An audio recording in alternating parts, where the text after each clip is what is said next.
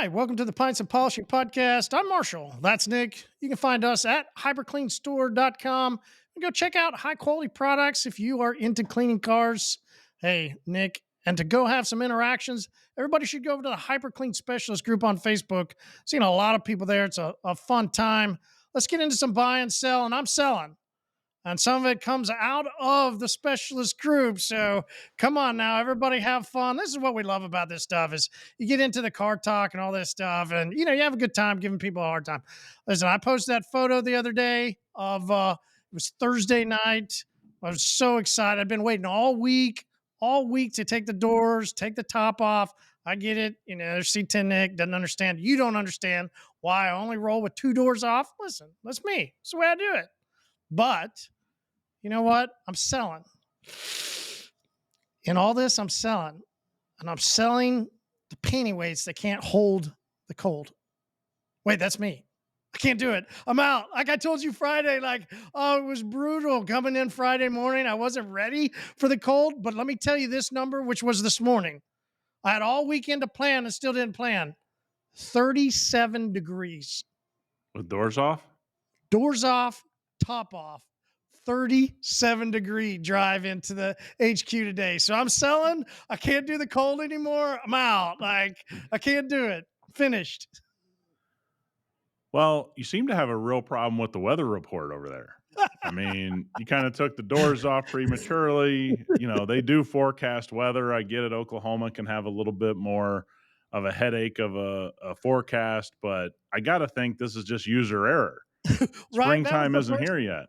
That's what I told you, right? The first one, I was still on St. Pete Beach Weather Channel app. It Wrong. Never moved back to Tulsa. Yeah. It's never got it figured out. Yeah, that's, look, last Jeep I had never had doors or top on ever. And I don't think I could do that now. Right. Because even when I lived in San Diego, I lived right on the beach. And the wintertime got pretty brisk. If you had to leave at 7, 8 o'clock in the morning, marine layer, it's still, 38 degrees. You're going, oh, yeah, this is different time in my life. I was like, yeah, man, this is great. Now I'd be like, count me out. Yeah. I got to have some heaters. Yeah, I feel you on back. that. It's going back into the bay, and it's going to rest until maybe mid-April. Yeah, I think. if you could deposit that storage check to HQ, that'd be nice. We've been storing that Jeep a little while, so we're going to go ahead and get you an invoice from the accounting department and get that figured out. Well, I have an odd buy this week. The guy that got me into MMA, Mark Coleman.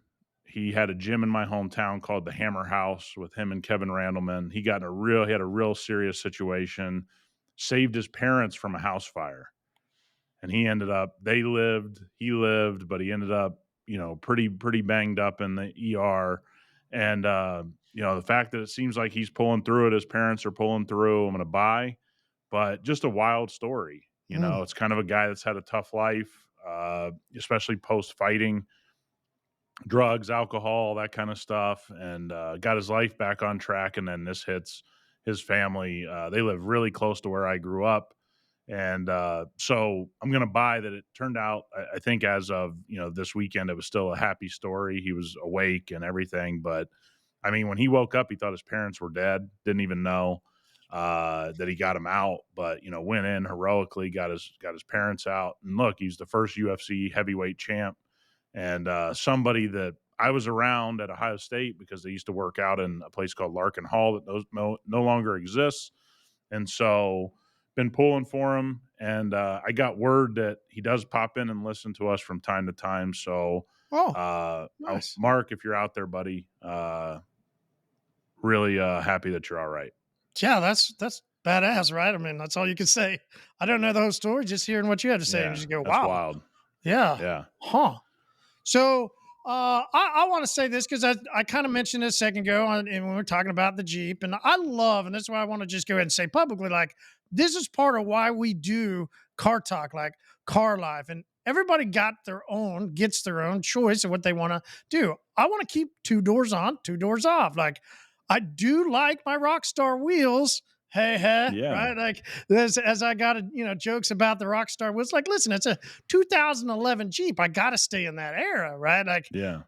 so this is, and I want to encourage it too. Like, I mean, this is what's fun. But if people kind of are don't like to think of it as a Needle. joke and have fun, hey, just take a little deep breath, like Yeah. I do enjoy the fun camaraderie of giving each other crap or shit, whatever. Like, listen, Billy's a great sport at it because he kind of Yeah. eggs it on, right? Like, so some Yeah. of us egg it on, some of us really enjoy it. It's a good time.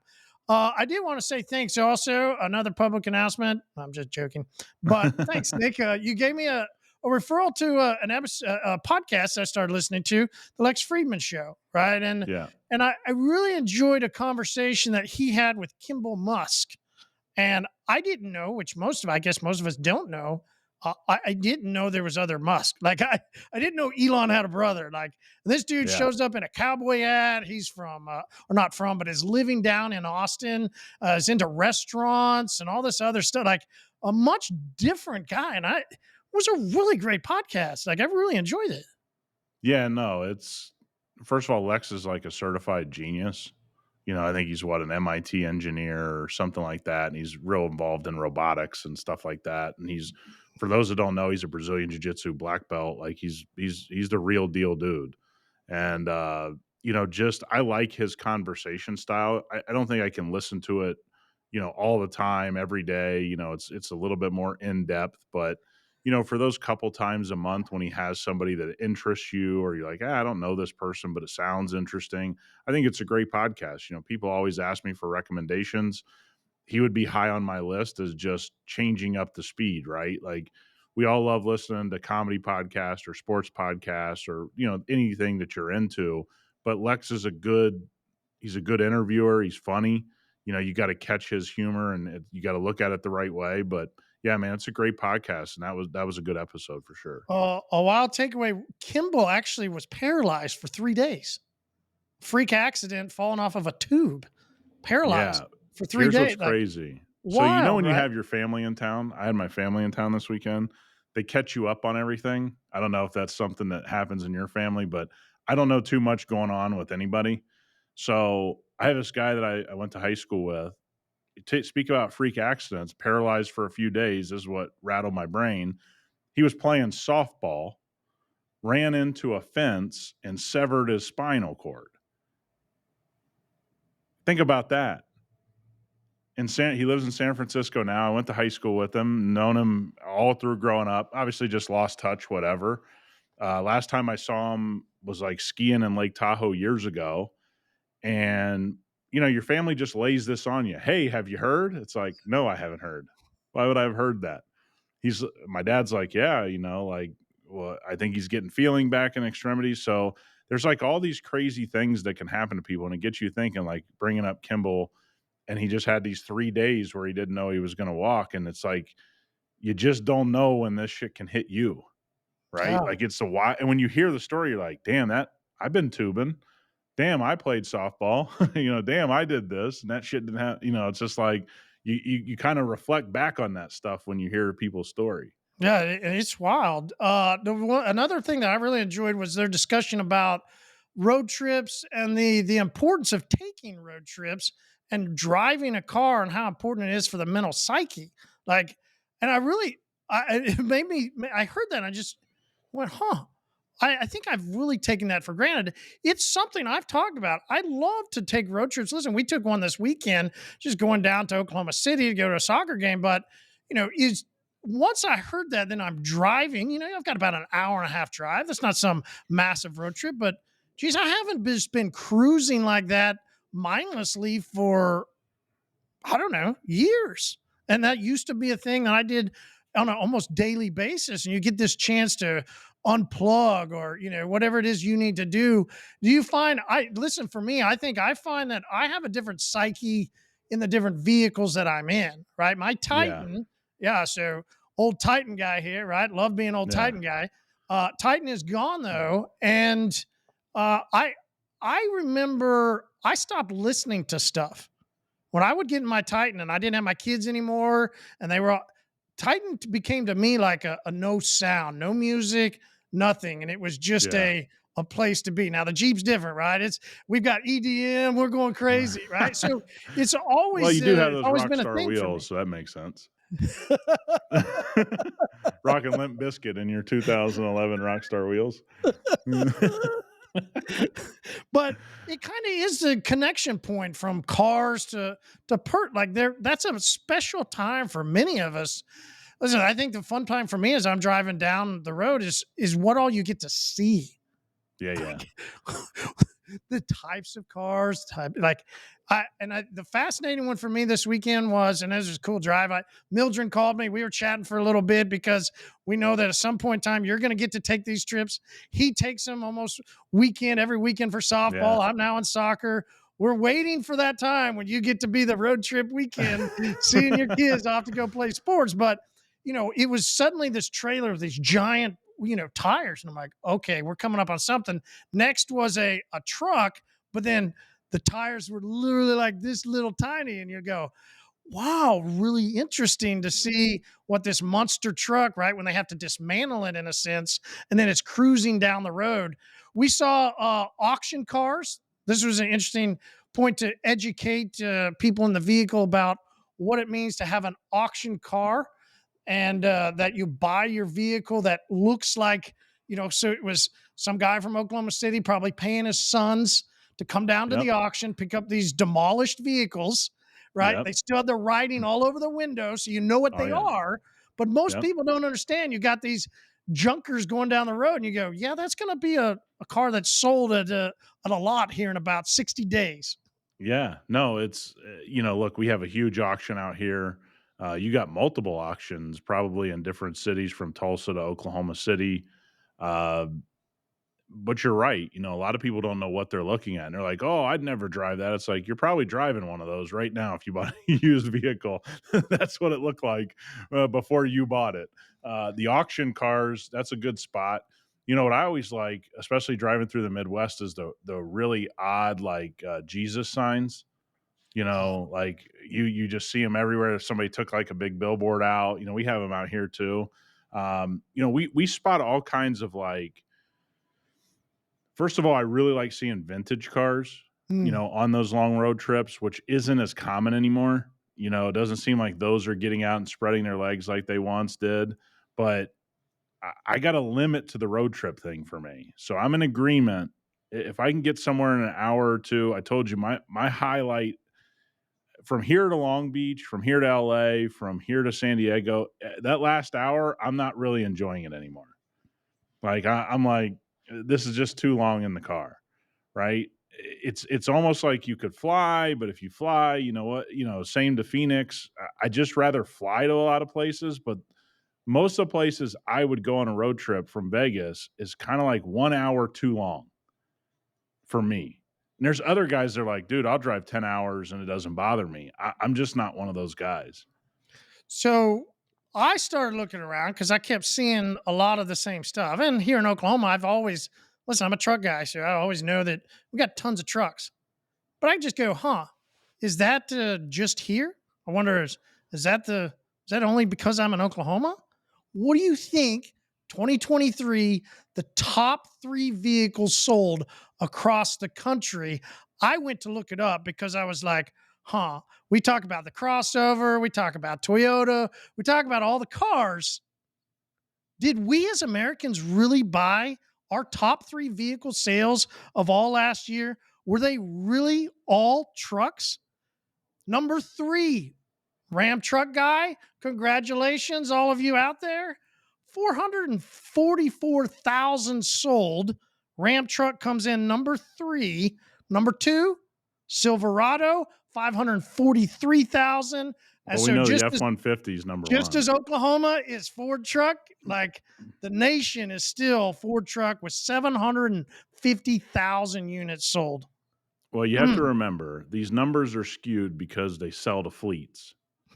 So fleets get counted in these numbers. I think the number one selling car is like Corolla, those types of things that don't have so much fleet usage.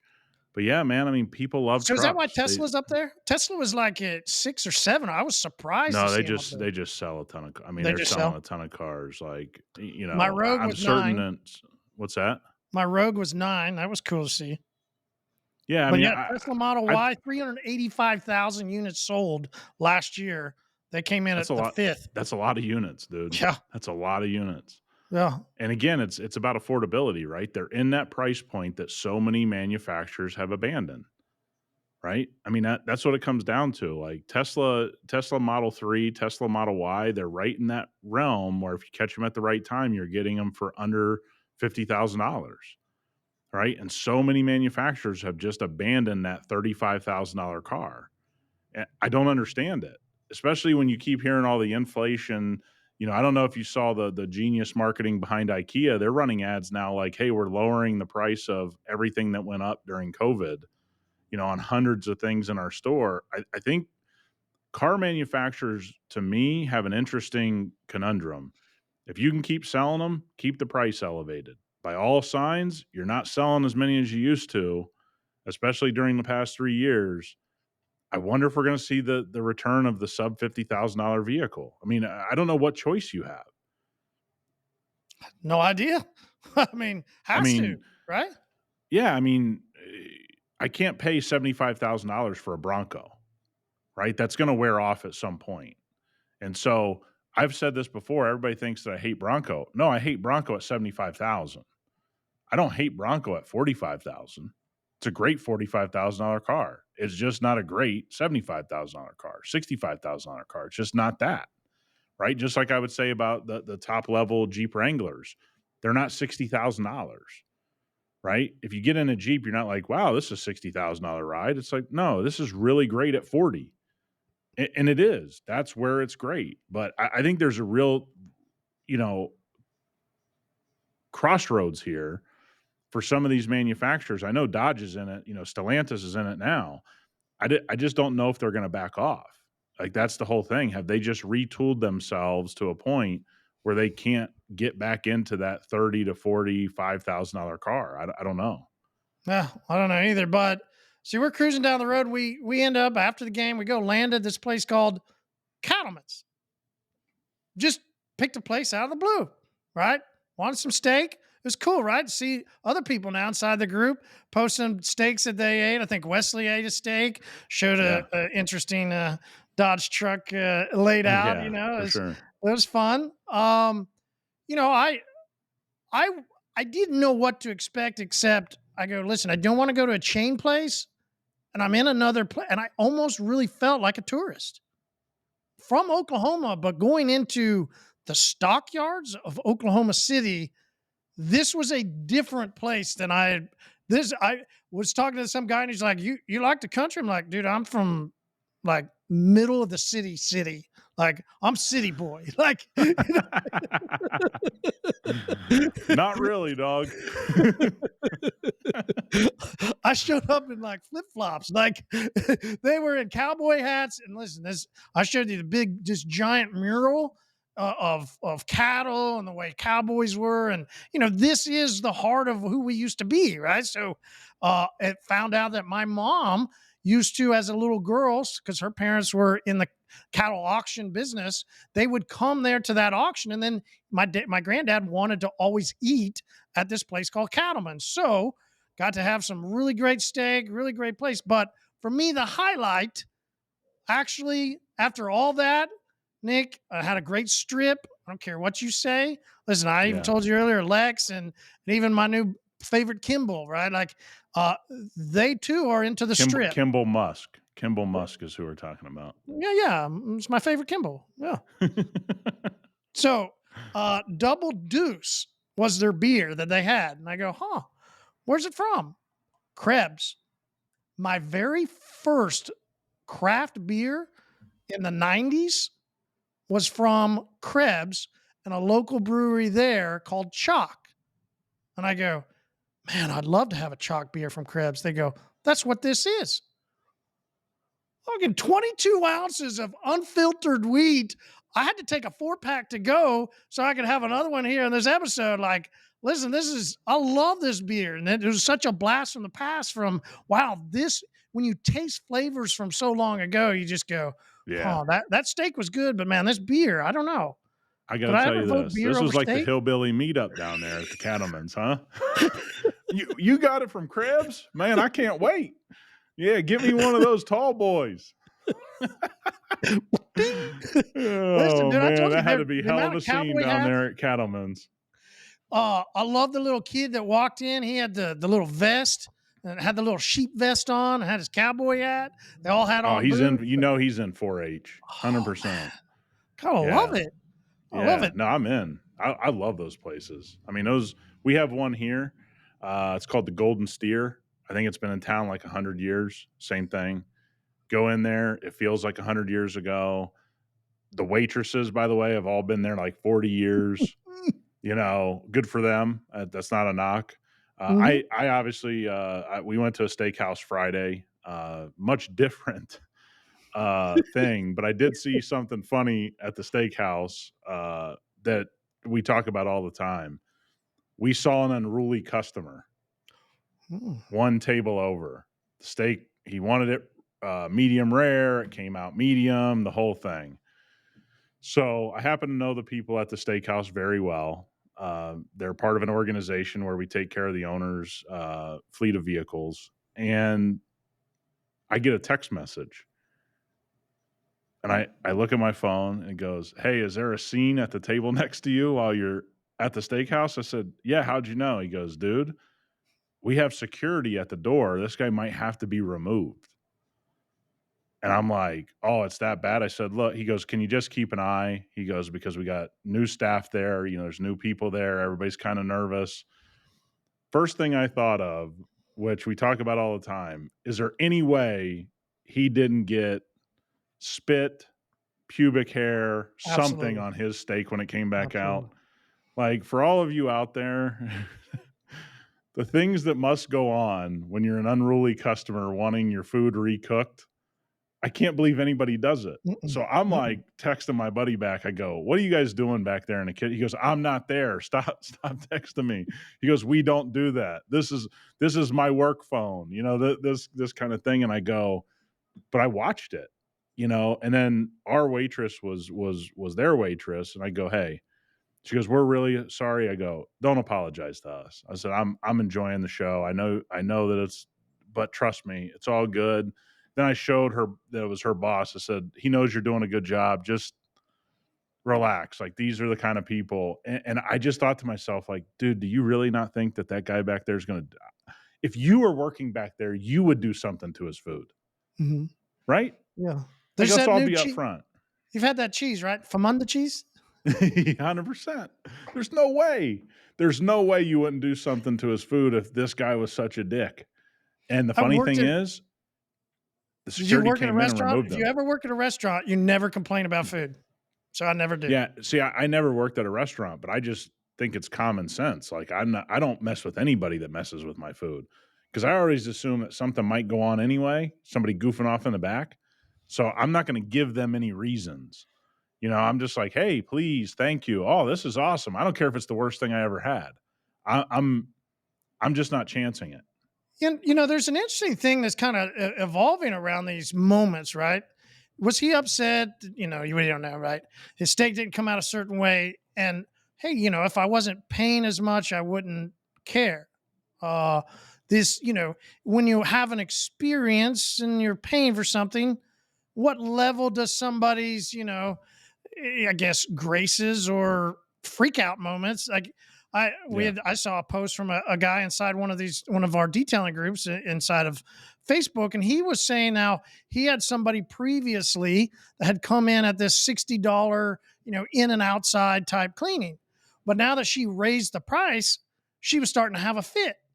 And you start to wonder around times like we always talk economy and how finances begin to change people. And not saying it was this guy, but just thinking about these moments, because a lot of us will probably begin to have more experiences with customers or, inside of our business, or whether it's I like to clean my own cars and I'm working with somebody, whatever, these experiences that kind of get elevated uh, off of it. And I want to tie in a video that is just launching, and that's our YouTube video about Fuego wheel cleaning. And we Yeah. got two. One this week is you directly. Next week is you and I together. And the common theme to it is this idea of, hey, I've got a moment here and I've got a really bad wheel. Should I really be concerned? The same as, we talk about, like, listen, you're going to pay for this stick. You're going to, like, why would you ruin your moment? Why would you ruin your experience? So I'm working on a really beat up wheel. I got a lot of brake dust. You do something different in these videos where you'll soak it down, rinse it back, re-soak. You'll go through and you Yeah. even say, hey, some people might think this is a little overboard. Yeah. I think they're something I wish I was taught. I think you can probably say this as well. When I started detailing cars, I wasn't really taught about the chemicals. It was like, hey, just, look, my first boss used to say this, and I still joke with a buddy of mine that worked there with me. Just throw the pink shit on it. Like he didn't even know what the polish was called. He's like, yeah, just hit that with the pink shit. And so when my buddy texts me now, he still uses those terms with me because that's how we started. So when I started in the business, I think it's very similar to you. First of all, we had less chemicals and we understood them way less, right? That's how so much damage happened. Nobody told us. Even the guys that were dropping it off on the truck didn't know what the hell they were selling. And so, and largely, some of them still don't know what they're selling.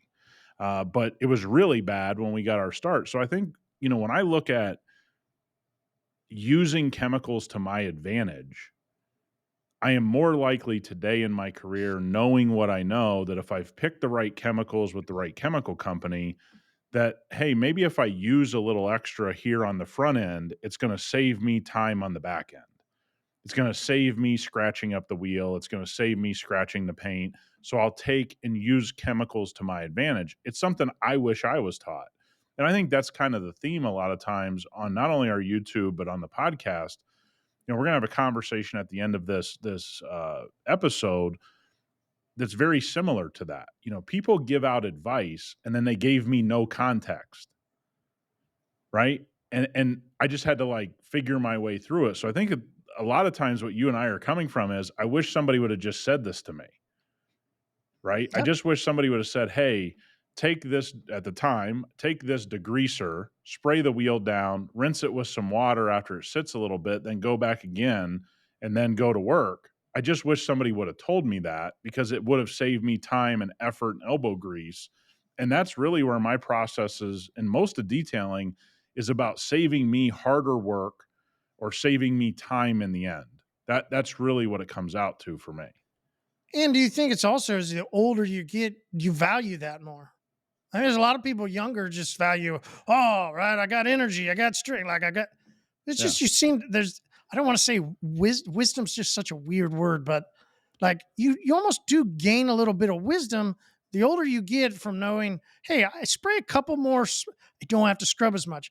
Hey, if I don't scrub as much, my customer's not going to come out and look later and we're going to look at these black wheels that are now kind of grayish, right? Like, Yeah. Yeah. there's all kinds of different reasons where you go, listen, it's okay to use a little bit more. It's actually Or that I've better just made for you. 10,000 mistakes. And now I'm like, I'm just not going to keep making that same mistake. Yeah. Right. I mean, that's really what it came down to is I was having to work so hard at certain things that I just tried to find a better way to make it easier on myself. Right. And it wasn't cutting a corner. Actually, it was the way I should have been taught. Had that person known what we know now. We're in a great time for detailing, because detailing when you and I started was pretty young Mm, as an industry. mm. Now that we got, an extra 20 plus years of better chemistry, better products, better knowledge, all those kinds of things, like, I think it's also just taking advantage of the mistakes you make plus things getting better, right? But some of these things aren't possible if you use the wrong chemicals. So the reason why guys wouldn't do some of the things that we show in this particular video is, you use a really acidic iron decon product, you're worried about it screwing up the wheel. Where ours, it's like, man, just let it sit. let it work, let it go, then rinse it and then just spray a little bit more on and then cover it with some TRX with the foam cannon, which we show in the video for this particular situation. And I think it's probably just a combination of me making so many mistakes that now I just want to avoid it at all cost. Hmm. And it's cool to see. I think the different people that do interact and want to talk through of some real ideas and some real okay. Well, thanks so much. It's cool to see also inside the specialist group the people that talk through things. I love seeing, especially big props to another Nick inside the group, and that's Pig Daddy. Pig Oh, Daddy is yeah. was out at his first show of the season, out hustling. Love seeing the new tents. Got the hyperCLEAN products out there. We have more new, listen, going out today, new distributor order from this weekend. We've got multiple new distributors launching out, as well as then the ones that have joined over the past couple of years, ready to go and attack the season and get out there at the shows. Love seeing that. Love seeing the questions too. There was a dealership question, a couple dealership questions that you come to find out to be interesting. One, we had some plastics that had some damage coming from a dealership. And then we had a cool question from Edward about, hey, dealerships are selling a lot more ceramic coatings. And it's now starting to become even a heavier push, is what he was talking about. Excuse me. And he was curious about, how to combat that. Is that something you ever have to talk to your customers about, or did you already preload into their minds so they never even have to get to that point of questioning? Look, I think it always comes up, right? As dealerships have been around and done things for so long, they're jumping into everything. I mean, you look at most major cities, dealerships are doing PPF at the dealership. They're doing ceramic coating at the dealership. They're doing tint at the dealership. They're doing everything at the dealership. And one of the things that oftentimes frustrates all of us is that we know that they're probably not doing these things on the highest level, but they're talking to usually an uneducated customer or a customer that's just trying to get in and out of the F&I office. And so I look at it and I always say the same thing. I'm okay with it because I know if a customer comes to me, I'm just going to tell them truth about the dealership. I'm not going to hate on the dealership. I'm not going to bash the dealership. I'm just going to say, does it really make sense to you that the dealership's doing all of these things?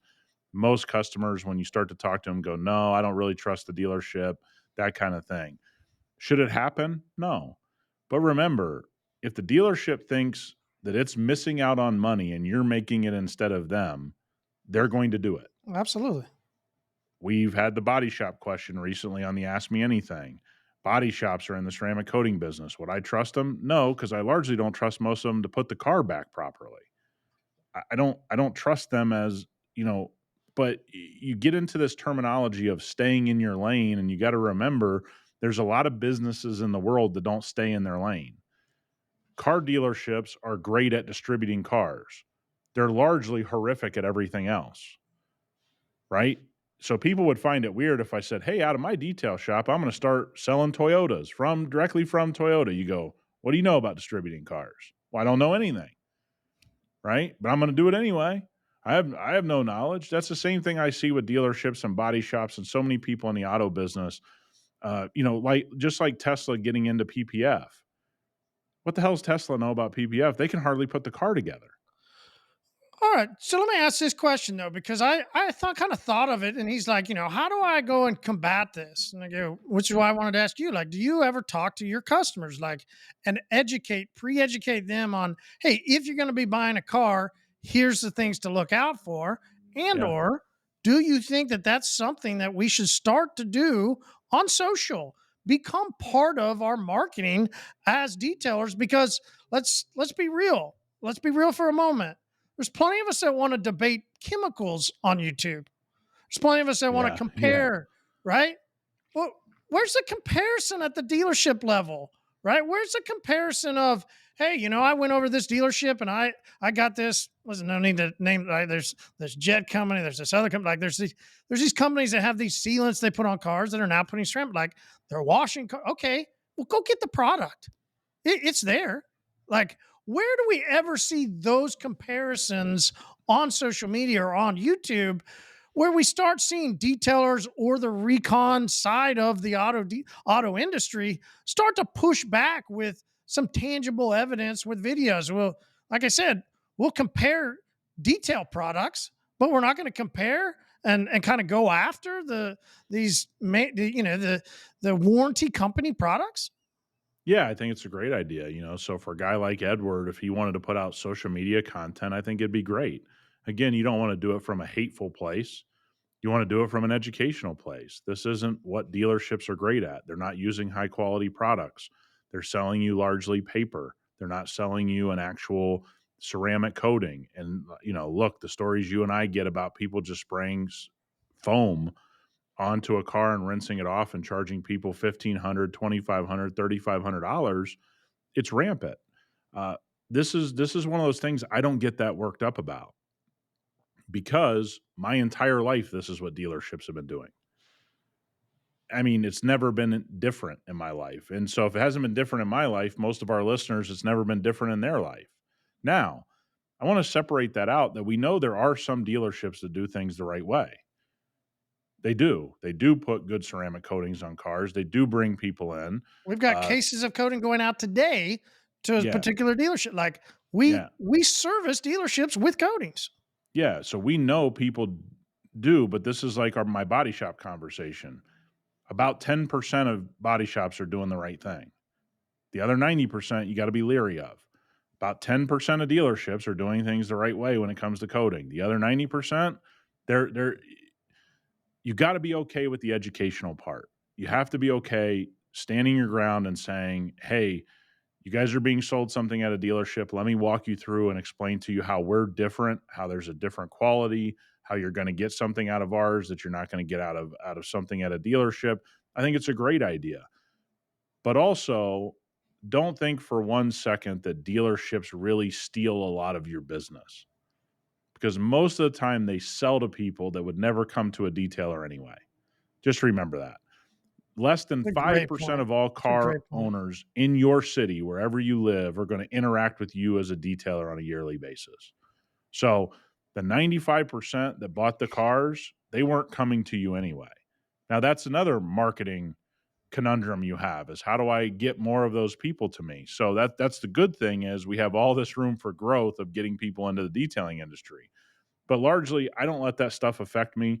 When customers talk to me, I absolutely tell them the truth about dealerships. I tell them what to do, what not to do. And I'll tell you this, it's about a 50-50 whether they're going to listen or not. Hmm. Because I've had a whole bunch of people that I've talked to 1 hour before they walked into that dealership, and 3 hours later, they have everything I told them not to buy. And in a lot of cases, we're ripping PPF off the next day. We're ripping tint off the next day. That's their problem. I did educate them, but they kinda don't feel comfortable pushing back on those F&I guys and gals, and they get stuck in some things. So, I think it'd be a great thing to put on your social media if you're willing to do it properly and not hateful and just doing it strictly educational. I think it could be a great way for you to kinda get some things on social media. Yeah, it's a good point. It's a good point. You said 50-50. There's another 50-50 that came to my mind. And it's the 50-50. Have you done it? Have you not done it? Couple posts inside the specialist group. We had a spray paint. Listen, I haven't ever messed with spray paints. Not in my world. I've messed with, I shared that story about GMC guy. He spilled some paint, but that's different than spray paint. I haven't messed with spray paint, but I have done what Seth, he put towels over the hood and his roof because he had hail coming. And we had there was hail here this past week. Like, it's a real thing coming into protecting your cars, getting ready for hail season. We had our first sort of tornado start to come through the Midwest. I think there was even some damage in a state here locally. Like, now that season's starting to come through. Hail's wild. Yeah. I said to you, I've been fascinated with hail. Like, balls of frozen ice coming down and like, it's just always mesmerizing to me. So then you get hail on your car. Well, what do you do? Right? Like, I mean, is that a dealership thing? Right? Is that a body shop thing? What? How do I find out who's going to work on my car? Well, nobody loves hail quite like the PDR guys. There you go. And for That's and for true. people that don't know, the money in PDR is chasing storms. I Mhm. mean, that's what they do, and they make a ton of money doing it. And they do get subcontracted by dealerships and fleets and all those kinds of things. So, look, if you're in the Midwest and you get hit with hail a lot, we do randomly get some hail out here. It's obviously not softball sized; it's usually just very small. But I always say this, man, you got to have PDR guys on your Rolodex as a detailer, even if it's just to refer work or bring them in to help you, fix somebody's car. I have some PDR situations we got to handle here at the shop in the next couple weeks for some customers. I largely think you got to have a PDR connection that you trust, because it's like anything else. There's bad work out there. There's great work out there.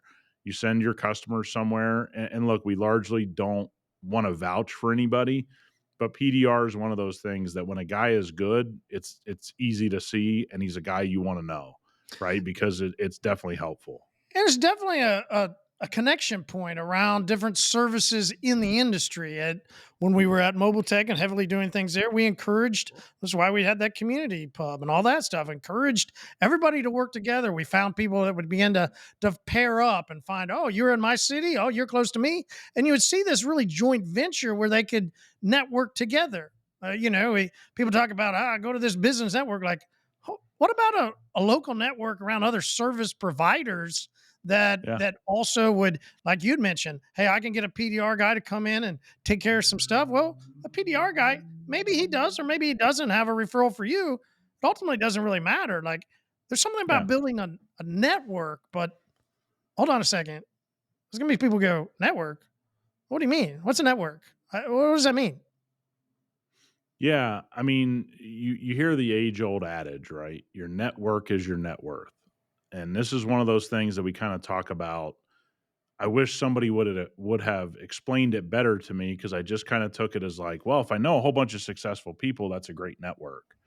And that largely is what people think about. And so a network could be, hey, a network of other service providers. If I don't provide tent, I can bring in a tent guy, I can bring in a PDR guy, I can bring in a PPF guy. That largely gets tough to manage because everybody's time, whatever. But PDR guys are great for detailers. The other thing is, we talk to a lot of people. I know a lot of people listening to this are in business for themselves in some way, or want to go into business or get better at business. And now your network becomes much broader. How do you network with people having success in business?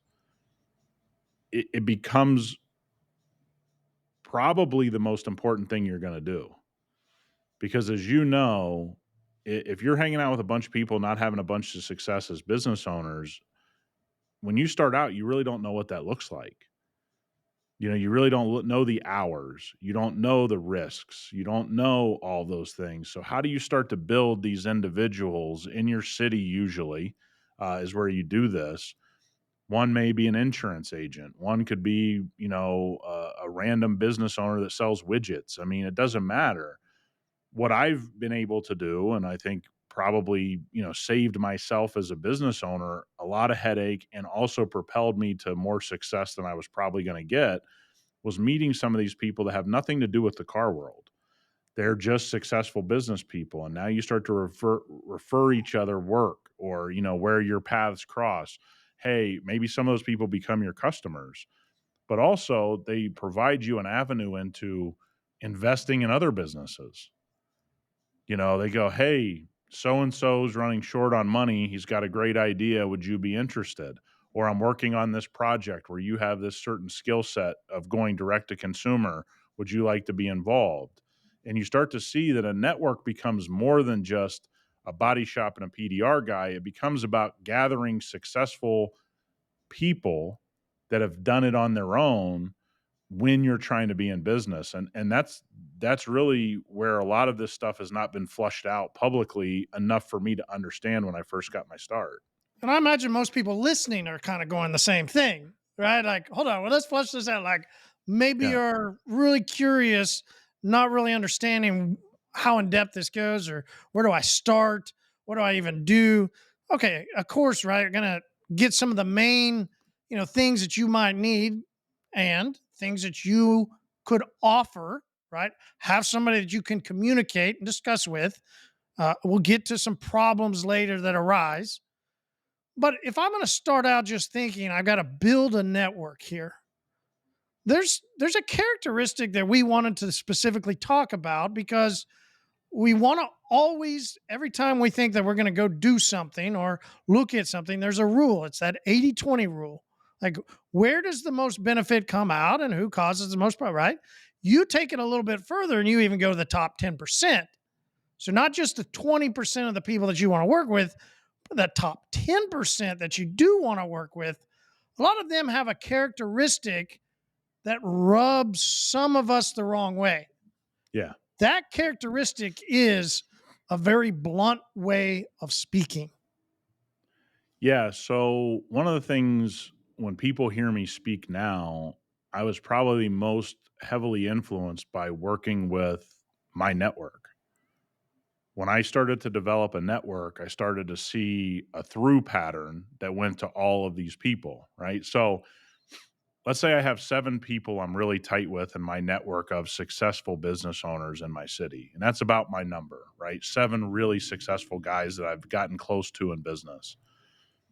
If we all sit down for a steak dinner at Cattleman's, as an Hey, example, let's there go. where you visited, uh, one of the things people notice is all 7 of those people are different, right? Some of them are really outgoing, some are funny, some are quiet, some are always serious, some are never serious in those settings. But when you get to talking about business and there's a business deal on the table, all 7 of those people who are different human beings, brought up differently, speak differently, have different, personalities, their personalities are almost identical. They're almost 100% across the board identical. They may speak differently during the business deal, they may use different verbiage, but they're all very direct and very, what's the problem? How are we going to solve it? How are we going to get to making money? And they don't really do a bunch of in between. So it's really interesting. That's something I picked up on. Again, nobody taught me that. It's just something that I watched amongst successful people as, hey, man, they're out for a steak. They're all laughing, having a good time. The minute at that meal that a business deal is brought up, it's almost like all 7 of those people are the identical person. It's also that if you're a lower level person looking at a higher level person, it is that thing that so much, whether that's media, movies. Listen, you watch any movie about a successful businessman, they're very crass, they're very straight, they're very bah, bah, bah, bah, bah. And so it Yep. comes across the way media does it, because they're trying to market to the 80%, to the 90%, comes across as very crass and very rude and like these people don't care about you. And is it really Yeah, that they it's don't different care? than that. Is it? Or is it, hey, we care so much, let's get all this little stuff out of the way and let's just get straight to the point. We're going to go A to B. There's no reason to go into all this other stuff. We're just going to be much more direct. So you think it's for clarity? Like, hey, let's get direct. Let's be clear. And because, wait, maybe it's, hey, listen, maybe they are crass. Maybe they're like, listen, time is money. Yeah. I ain't got time to Yep. talk about all this stuff. I just got to talk right now. So is it to Yeah, it's both. clarify and go direct, like, hey, we don't want any gray area? Or is it, Yep. oh, no, listen, I got to get it Yeah, it's now? both. It's both. First of all, when you have a certain level of success, and that's different for everybody, wherever this kind of switch turns on in your head, when you start to realize time is money, you really do cut out a lot of the fat, right? You go, I got 10 meetings lined up today. Dude, I I love got to cutting get to, fat on that ribeye, yeah, man. That's why I yeah, got that strip yeah. this weekend. I went straight to the Yeah. strip. Listen, that's the Yeah, way to go. you're one step from ordering shoe leather at the steakhouse. So we'll skip that right now. But no, you're once you realize time is money, I think you do become more what people would say talk cross or talk crassly. You get very direct. The other thing is when you do business deals, people know lawyers are going to have to get involved. And the more that we can flush this out right now and get to the point, the less likely we have any misunderstanding. You and I have found this a lot, and I'm just referencing something that we both have gone through quite a bit in the last 3 years. You and I really value human beings we're doing business with to get direct to the point. Why is that? Well, for those that don't know, Marty's running out of time. I'm running out of time. Our staff's running out of time. So every minute that these people are trying to dance around an issue we may be having with the raw material, or somebody at our HQ is trying to dodge a box issue or a bottling issue we have, they've now taken a 1-minute problem and made it a 15-minute problem, or a 1-minute problem becomes a 3-hour problem. We can think of this in the car world. If I maintain my car every week, I can do that in an hour. If I let it go out of control for 6 months, I now have a whole day to get this thing back in order, right? So problems compound on top of themselves and then become bigger and bigger and bigger and harder to get your arms around. And so you and I have even learned in the last 3 years together that we have such a high value on direct people. I don't care if they talk cross. I don't care if they're mean. I care that they're going to give us the truth, give it as fast as possible, get us from A to B in this problem, because you see this a lot when you're on a phone conversation and you start to get deeper in business, and some of you listening probably have experienced this. When you're talking to somebody and you're standing at point A and all of a sudden they go to point P, and then they go to point Y, and then they come back to point C, and you haven't even got the ball to point B yet, it can be a really frustrating thing, because none of this other stuff matters till we get the ball to point B, and then we get it to C, then we get it to D. And that's the way that networks deal with each other, right? Really successful networking is finding like-minded individuals that are trying to get things done. And that's why there's so few of them, right? That's why it's only 10% of the population, because there's a large percent of the population that wants all the fluff, that wants all the niceties, that wants all these things, and wants to think that the world's rainbows and unicorns. I think at the top of this, what you've experienced and I've experienced is that the network is your net worth thing. Is you're going to have pretty thick skin, because these guys and gals having success, something goes wrong, they're going to let everybody know about it. And it's going to become a tough situation. So what fluff, right? What fat gets cut out? It's not adverbs, right? It's not ands, buts, and all, right? There's a lot of us that go, no, that person was just an asshole, right? Yeah. Like, and sometimes it comes across that way because they need to get so direct. There's not the how Mhm. you doing, how's life, what do you think about this? Okay, now let's talk about that, and that does have its place. Yeah, It does. 100%. And It you know does. what they cut you know what they cut out? Your feelings about why Mm, something didn't get done. mm, mm. That's where people have real issues. And look, you've had those issues and I've had those issues where I felt like, "Hey, I tried this. I want to tell you the story." And they're like, "I don't care about the story. It's not done." "Well, I had this person in the hospital." "Great, I don't care. You told me you would get this done, you didn't." Right? And people take that, and it's easy for all of us to take that like somebody doesn't care. But remember, high net worth individuals are dealing with money and money issues, and largely more than they are with your feelings or my feelings or the next guy's feelings. They understand what it's like to get the ball over the finish line and make a lot of money. So they know what it takes to be there, right? That's where they get more shorter and shorter in their responses, and they get less and less likely to believe people's story, because remember, at some point in their life they were told a story that they found out wasn't true. This guy told me his grandma died. I saw his grandma 3 weeks later. You know what I mean? It happens every day in business. Happens every day with a team member, happens every day all across the country that way. So as they get more and more experience, they're less likely to believe anybody's story. It's like an attorney. They just don't believe anything. Okay, here's a great example. Everybody that has all these questions about team members, employees, hiring, and all that stuff. Well, so the adage that we all get to is after you've done enough interviews, you realize everybody puts on their best face at an interview. Everybody puts on their best work ethic the first little bit that they show up, the first month, Yep. the first whatever. Like you just begin to accept it. And Yep. to me, then the interviews got a lot quicker. I knew I was going to get a lot of fluff, right? Yep. From these type of people. And I didn't hold it against them. I just learned. So then as Yeah. I grew and I looked down to looking up, then you can see that transition of, okay, I don't want to really get into all this stuff with all these people. Like, I just need these answers then I can look forward when I'm talking to that person that is on an upper level. And when they're more short with me, I go, ah, okay, They've been through this before. you've been through it. Like, Yeah, it's that's a great analogy, right? Like largely interviewing is a crapshoot.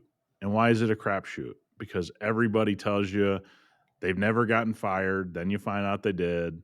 They've never done a bad job, you find out otherwise. And so now the next interview takes on the characteristics of that interview where you heard all this stuff that was BS and you just start cutting the fluff out.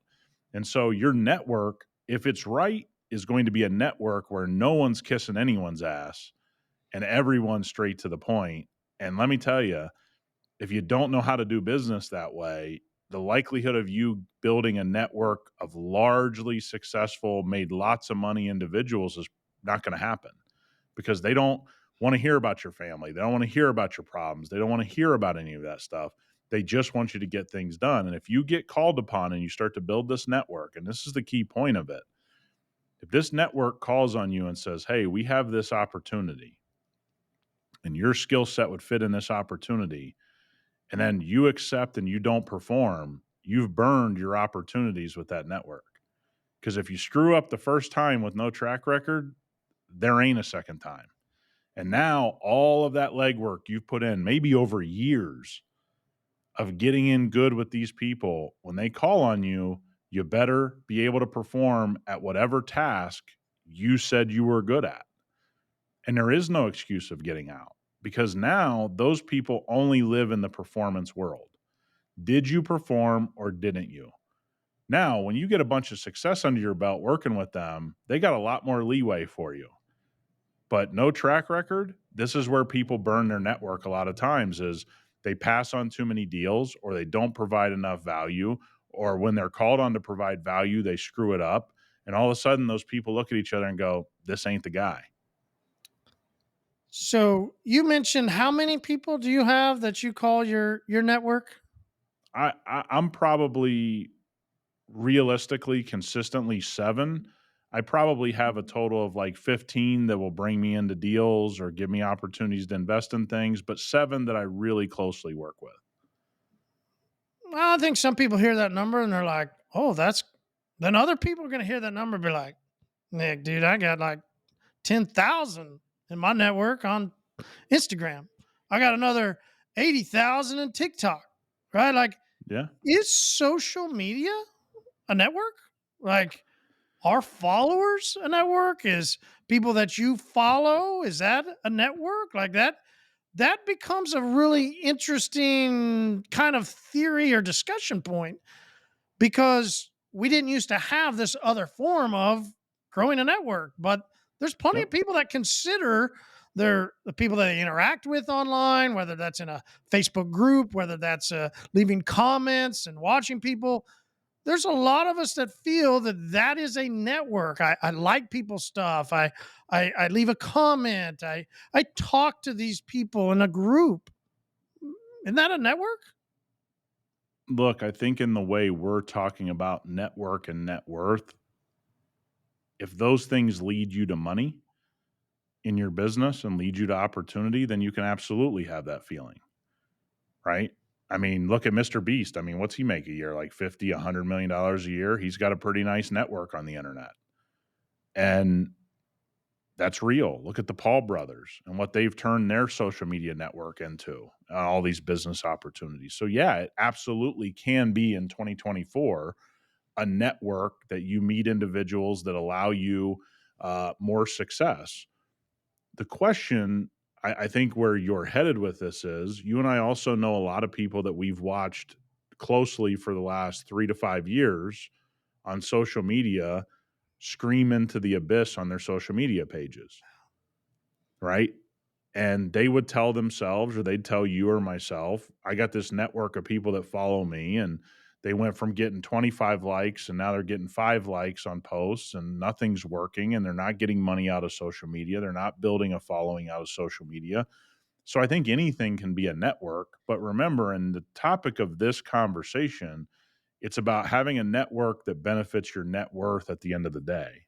And so if you use social media correctly, 100% you can benefit your net worth and it can be considered a nice network for your business. That's again a very small percentage of people that have done that. You and I have talked to people with 50,000 subscribers on YouTube that largely have no clue how to monetize it and no clue what they're doing. They just have been doing content so long that they're just convinced they're doing it right, even though they admit there's no money.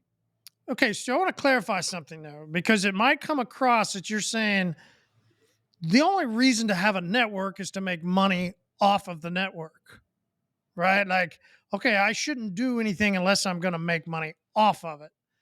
I kind of consider, and this is why I want to toss it back and forth, I kind of consider a network more like this circle.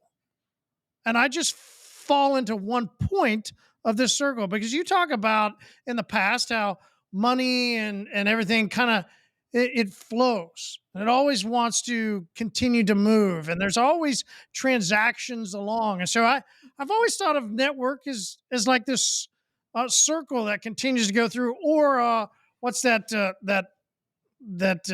that one infinity symbol, loop. the infinity Yeah. loop, right?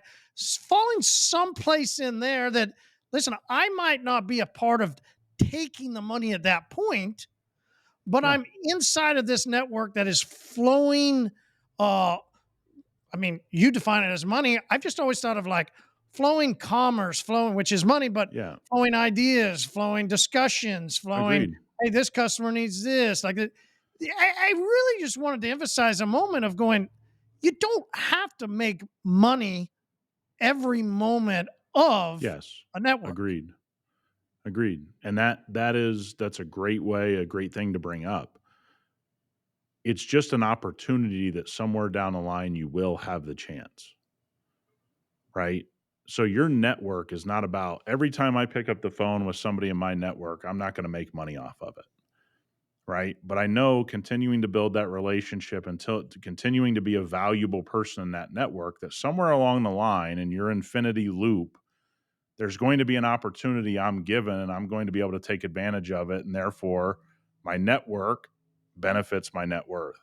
But it's definitely not every time I pick up the phone. And it's probably 1 out of 100 times that I pick up the phone, right? It's not a every time I do something, I got to get paid for it type of thing.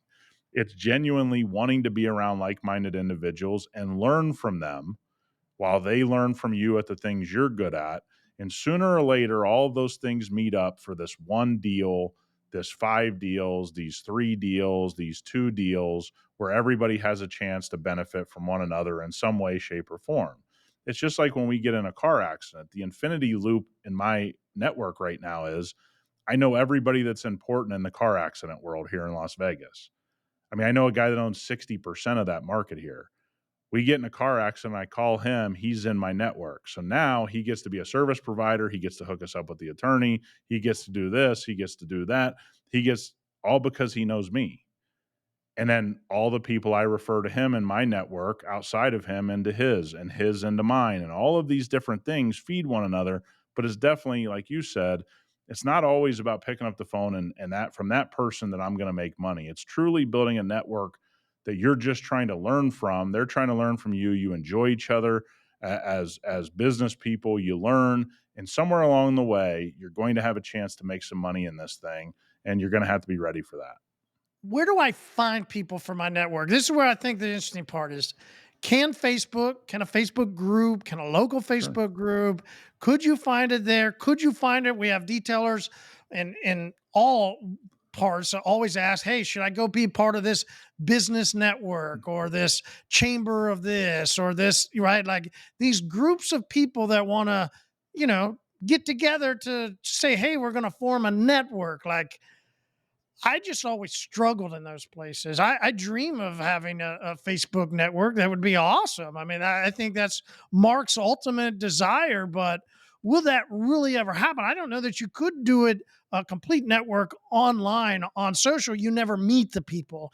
You never get to look at them in the face. You don't get to shake their hand. You don't get to understand their character, you know, in a Yeah. real world. I struggle with even going to those commerce type settings like we talked about a second ago because usually I've said it here. They're usually just trying to throw me their card and tell me how great they are, tell me what they're going to do and all this. how do I start to actually form a network if I'm somebody going, okay, I've been in business years, but I don't really have connections?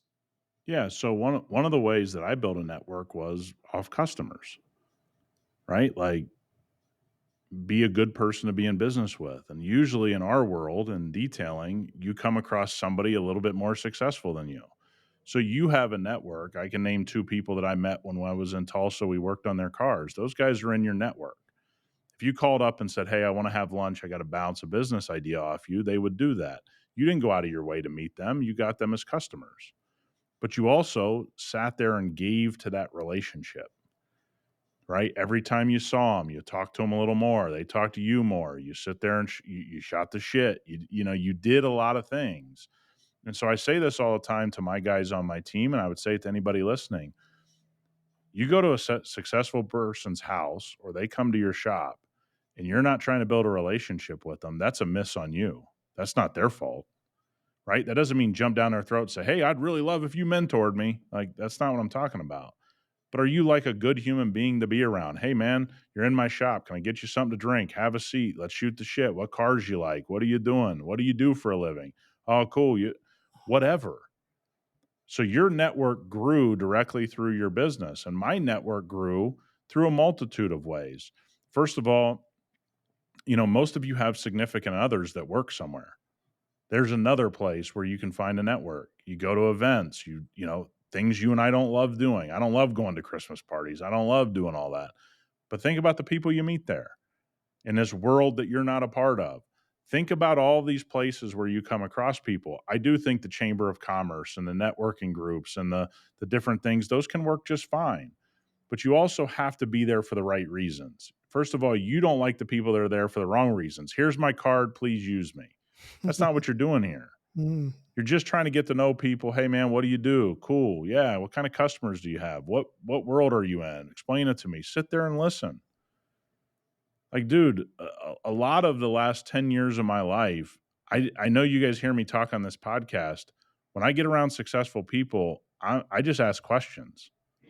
I just want them to explain things to me in a polite way. I'm not like, "Hey, can you tell me everything?" It's just like, "Hey, man, what do you do? How's that going? How's business with the economy? What do you see coming?" In the flow of conversation, I've gotten a lot of people just that I've met in life. I haven't really gone out of my way. I've just been a genuinely curious guy to learn from others. I think that goes a long way in 2024. Do I think you could do it on Facebook and LinkedIn? And yeah, I think you could do that for sure. It's just, I don't know that it's all that necessary if you're just a genuinely curious person. So there's part of the key point, right? Curious, learning. What inhibits then people's network growth? If my net worth is tied to my network, then why is my net worth continuing to decrease and why is my network continuing to decrease? Like, what inhibits a network? Yeah, I think you and I know this, and we've made the mistakes. We've had times where we've screwed up a relationship in a business relationship or whatever. We all make mistakes. I think the guys that stick out to you and I that we both know is, man, that know-it-all shit doesn't play. Nobody wants to be around it. Nobody. Like you want a surefire way of people never referring you business or never wanting to be around you or not getting invited to events. Be a know-it-all. No one wants. I mean, anybody listening, you don't want to be around it. But what if you're that guy and you don't realize it? I mean, we see that on Facebook groups and detailing every day. Phone Tent groups, conversations. PPF groups, I phone mean, conversations. Like it's eye opening. It makes you change the way you speak. It makes you change a lot of things because you're like, I don't even want to be 1/10 of what I'm watching. And I think people can go into detailing Facebook groups, and I think the specialist group, everybody does a really nice job of just trying to be helpful. But you can go to a lot of detailing Facebook groups. It's like I'm not sure how everybody in there is not Bezos with what they say. I mean, everybody's charging $50,000 to detail a boat, or they detailed 7,000 cars last week, and I'm confused how they have time for the Facebook group. in that world and the way that they speak. And what you start to see is you start to see people that are going to struggle to build a really valuable network. And so nobody cares if you think you're the best detailer. Nobody cares if you think you're the best PPF installer or tint installer, especially not people that are in other businesses. So if that's your whole persona, you don't have anything to offer successful people because they don't really act like know-it-alls. Usually most people are just curious. And if you take away that curiosity, man, I don't think people really are going to find that they want to do business with you. Are you at the top of your network? Do you look around your network and you go, I'm the top dog? No, no, not even close. I number one, some guys in my network have 10 to 15 years on me. I do know some things. I'm better at real estate than the guys at the top end of my network. They're better at a lot of other things, than I am. I mean, some of those guys ask me for investment advice and I ask them for other advice. So no, and from a net worth perspective, I'm not close to the top dog. And I don't want to be. I always want people that I can learn from that have been somewhere that I'm not. But That's the how many of key. us, and that's why I brought it up and I cut you off. I apologize, but I cut you off to Yeah. go. And that's really ultimately what I think the big problem with so many of us is we want to be the top. We think of our network as we want to be the people that says to other people what's going on. And that puts us at this pedestal and we're the guy, right? Like we're the guy. You go be the guy. Great. Well, there's no sharpening. There's no everybody wants to grind. Like, really? Yeah. Well, you need some type of interaction with somebody else that will help you sharpen, cut out stuff. We just talked earlier about getting A to B faster. Some of those things you need to get cut out is the way you talk, your lingo, so if you're only always being the big dog, if your network is nothing but you being the guy, really, are you sharpening? Are you cutting things out, or are you really more bloating and more like the people I saw at the restaurant this weekend where I go, man, this is a place I need to be because I see the size of them, right? Like that Yeah. means there's going to be some good food here. Yeah. I think it's a great point. And one of the things that I look at is think of the NFL. That's a lot of rich owners. There's two top dogs. The other ones aren't the top dogs at the NFL, right? Robert Kraft and Jerry Jones. What do they have in common? They got 1 billion years in the NFL, right? And they're the most successful fiscally in the things of running their organization. So everyone else, when they go to the owners' meetings, they're listening to those individuals. In the NBA, there was a guy named Dr. Jerry Buss who owned the Lakers. When he spoke at the owners' meeting, everyone listened. That's a bunch of billionaires. They're still listening to somebody, right? On that specific issue. Now, if that billionaire walked into the other billionaire's office that made money in a totally different way in their private life, they wouldn't listen to him. But sitting in those owners' meetings, if they haven't been the ones that made everything happen in the NFL or the NBA, guess who they listen to? The guy that did, right?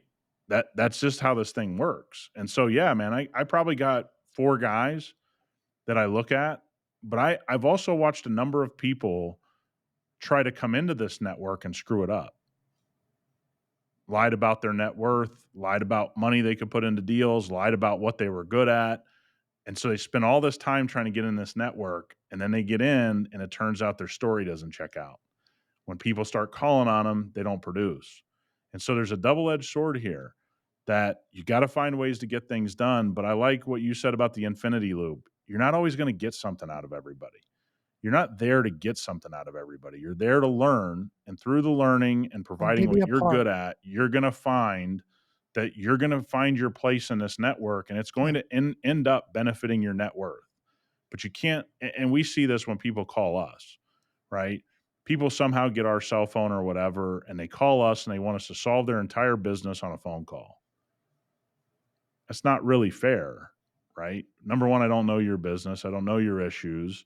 And you haven't even spent any time trying to get into a network and learn how this thing works. You just want an answer to a problem. And that largely just doesn't happen. That's not what your network is there to do. Your network is there. I largely call it being business friends. Treat your business friends like you treat your friends that you're not in business with. And if you can't do that, largely you're not going to have a network that enjoys having you around, because at the end, the only guys you want to be around are the good guys anyway. They're fun to be around. They're good guys. They get shit done. They talk honestly. They're not about the fluff. They're really there to get work done. But guess what? They're enjoyable to work with because they do get things done, and they're not always trying to take from the system. Yeah. I think is a big one, right? The not listening is one thing, and then not always having to take and being okay with giving. Like I love those two, man. Great talk. Love Yeah. these. All right, man. Everybody have a great week. We'll see y'all next time. All right, guys.